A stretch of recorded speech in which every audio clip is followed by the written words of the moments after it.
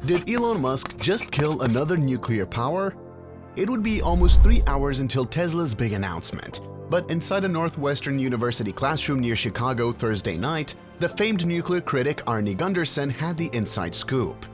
Tesla Motors CEO Elon Musk was about to announce an industrial-scale battery, Gundersen said.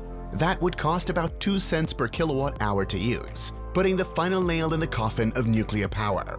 Thus, Tesla's big news broke first not amongst the throng of reporters gathered under swirling colored lights at the carmaker's Los Angeles press conference, but in the middle of a debate on the future of nuclear power sponsored by students agitating for fossil-free NU. It was Gundersen versus Jody Roglins-Ribas, the director of the Nuclear Engineering Division of Argonne National Laboratory. Roglins-Ribas had just finished arguing that any future free of fossil fuels would need nuclear power, which provides carbon-free energy 24 hours a day, supplying the reliability lacking in renewables like solar and wind. Gundersen calls that claim a marketing ploy. "We all know that the wind doesn't blow constantly and the sun doesn't shine every day," he said. But the nuclear industry would have you believe that humankind is smart enough to develop techniques to store nuclear waste for 250,000 years. But at the same time, humankind is so dumb we can't figure out a way to store solar electricity overnight.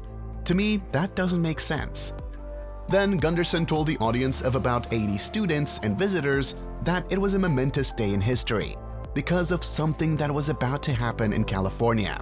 He evoked Elon Musk, the founder of PayPal, chairman of SpaceX and SolarCity, and the product architect for Tesla Motors.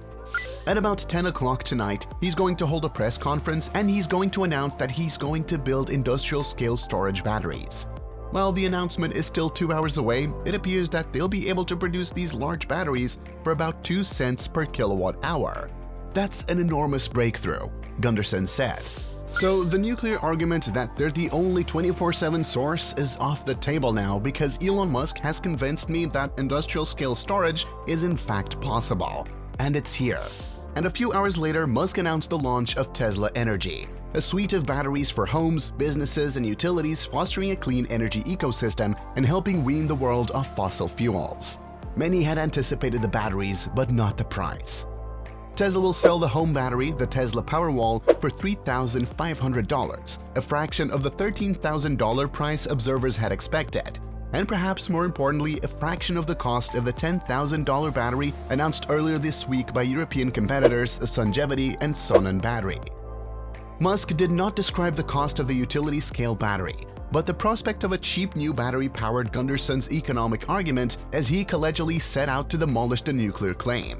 The UK government just signed an agreement guaranteeing a price of 16 cents per kilowatt-hour for power generated by a reactor proposed for Hinkley Point on the coast at Somerset, England. That fresh contract represents an example, Gundersen argued, of the market price of new nuclear power. Solar power costs 6 to 7 cents, he said, and wind costs 4 or 5 cents.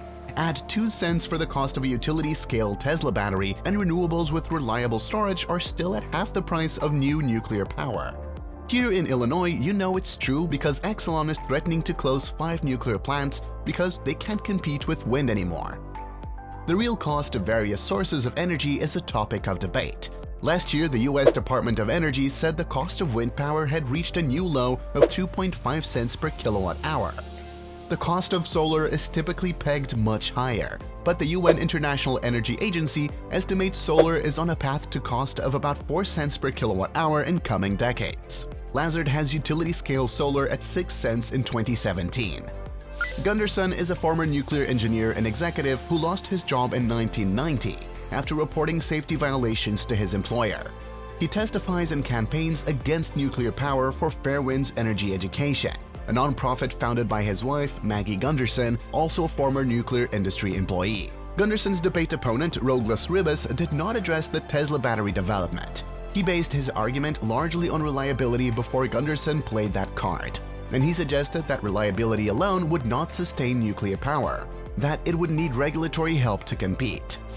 To actually be able to incentivize reliability in the electric grid will be the key, Roglins-Ribas said, and that is where nuclear power can play a key role. Each kilogram of uranium burned in a reactor saves thousands or millions of tons of CO2 emissions, he said, conceding that renewables can do the same thing. But if the US depends entirely on renewables, he predicted, a point will come when the supply cannot meet the demand.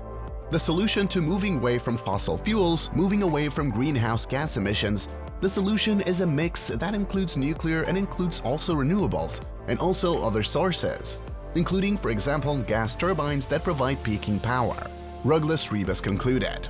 But Gunderson dismissed the nuclear contribution as too expensive and too slow. Even if the US could license and afford new reactors, they could not come online before 2023, and he replaced the nuclear contribution with batteries and conservation. The operative word in this discussion tonight is now. What are we going to do now to reduce the amount of carbon dioxide going into the atmosphere?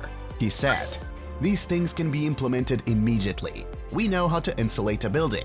We know how to put double and triple pane windows in them. We know how to build windmills and put solar cells up. These are immediate things. We don't have to invest $50 trillion and wait 15 years for that to come to fruition. Producing our way out of the problem with renewables is half the solution.